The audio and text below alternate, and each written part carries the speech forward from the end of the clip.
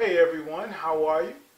I told you I'd get back with you about my journey in getting rid of or getting off of insulin.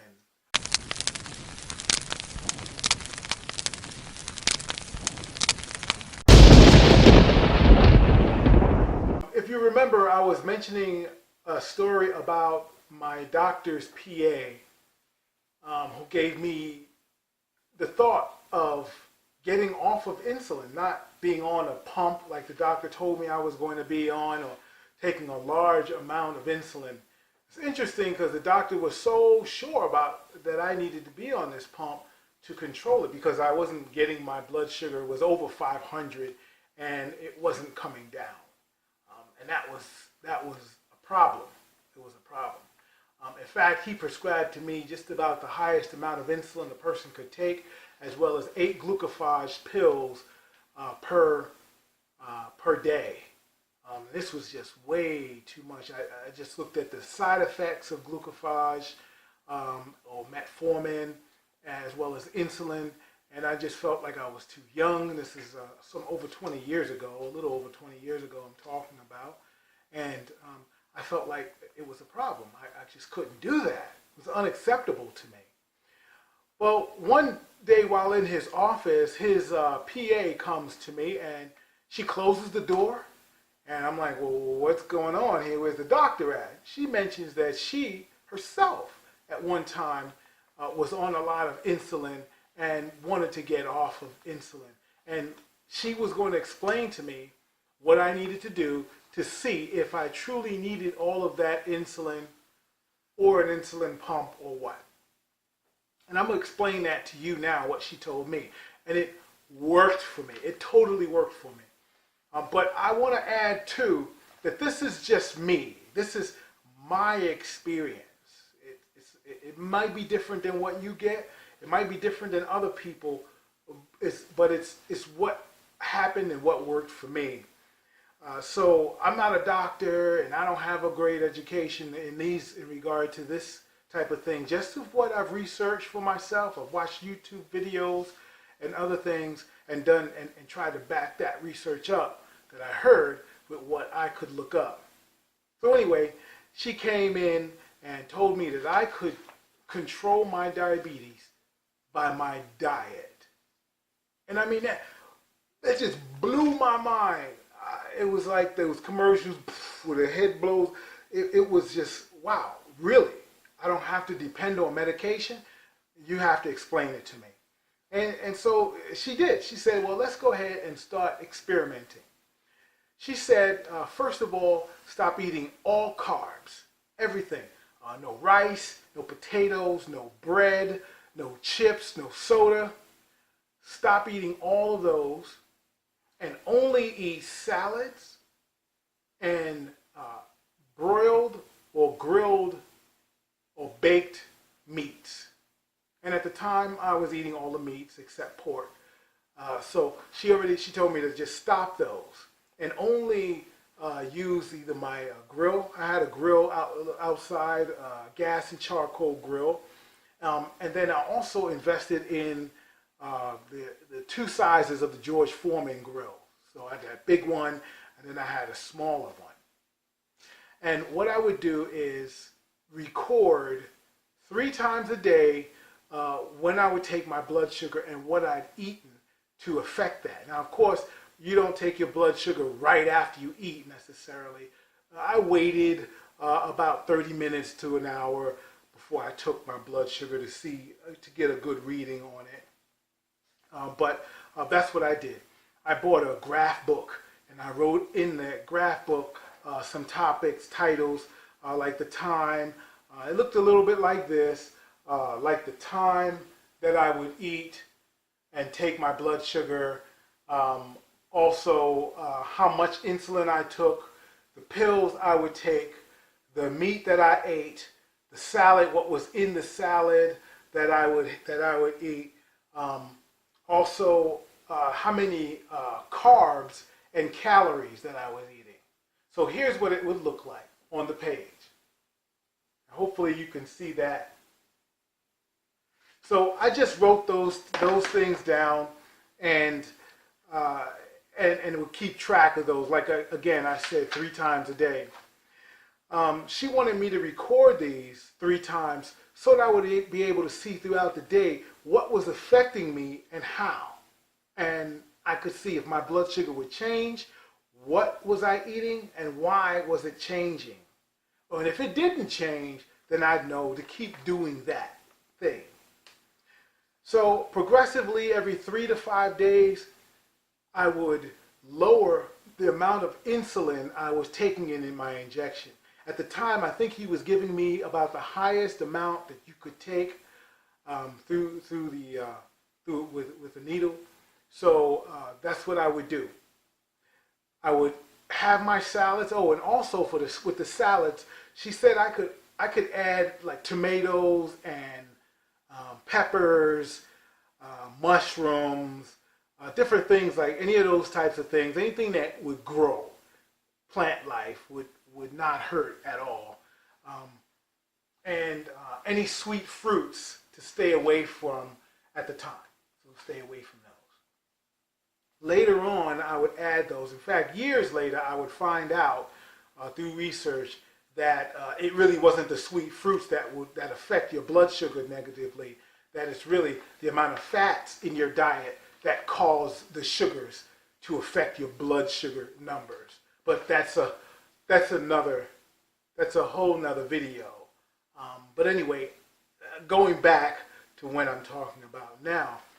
So again, I bought the graph paper. I put columns in it to tell me the time, to tell me how much insulin I was taking, how many pills I was taking, what meat I was eating, as well as how much of that meat and how I cooked it. The salad, how much salad I was having.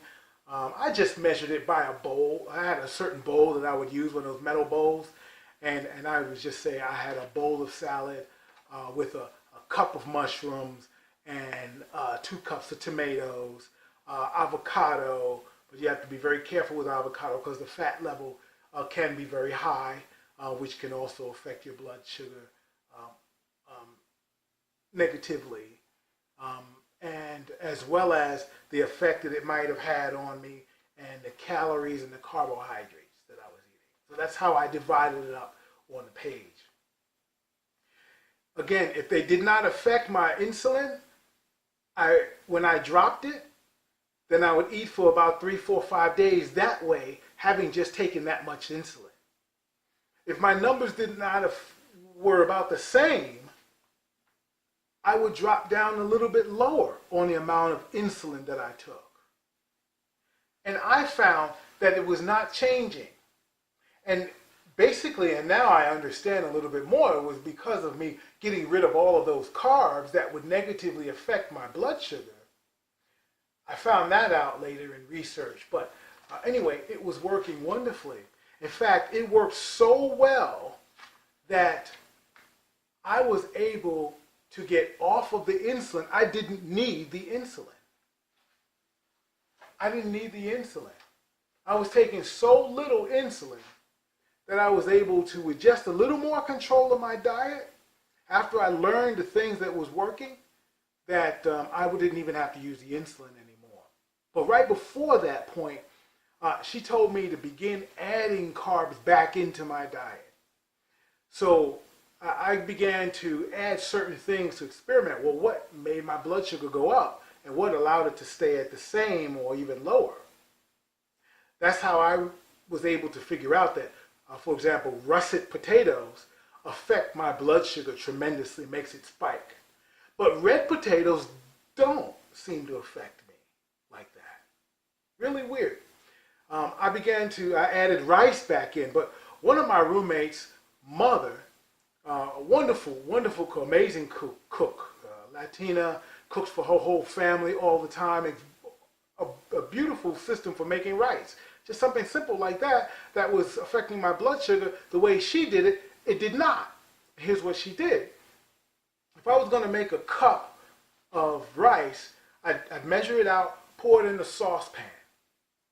Then, perhaps like a medium-sized saucepan, then I would let water run into it in the sink, but not so hard that, or not so much of a flow that it makes the rice run out, but just slow enough.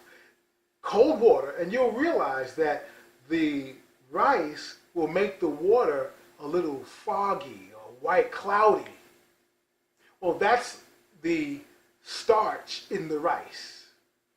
And you just let that come out of the pan, and so until your water is basically not cloudy anymore. Now you've gotten most of the starch out. And again, use cold water because the hot water would be cooking your rice, which will mess up the whole way your rice comes out. So then after that, then you pour enough water off so that if you have a thin layer of rice, your cup, and then you have about an inch or less of water, or a half inch of water, not an inch, a half inch of water above it. You then put that on the stove and turn up the heat until it begins to boil. As soon as it starts to boil, you turn the heat down to simmer as low as you can get the gas or the electric, as low as you can get it, and then you put a cover over it, but tilt it on the side so that some of the heat escapes, so it doesn't like make bubbles and boil out of your pan, right? So that whole process from when you put it on the stove and turn the heat on to when it's done should take 15 minutes flat. And in fact, you'll notice that all of the water would be absorbed by your rice, and your rice would even start to get like almost like holes, like somebody was poking their finger into your rice, and you'd know it was done. You could take the top off and stir it up with your spoon, and it'd be done. But it would have so much less of those of that starch. And that starch really will spike your blood sugar. So you really don't want that. But you can do that, cook it this way, and still be able to add rice back into your diet if it works for you. It worked for me, but it may not work for you. So you would have to experiment with it, like she mentioned to me. So every person is different. From this, I was able to get a list of things that would be good in my diet that I could eat without it adversely affecting my blood sugar. And like I mentioned to you, I was able to get off of the insulin. In fact, I was able to get off of all of that, taking that glucophage and metformin at the time. And now today, so over 20 years later, I'm only taking 2 pills, right, to control my blood sugar. And with that, my A1C is down to 5.5.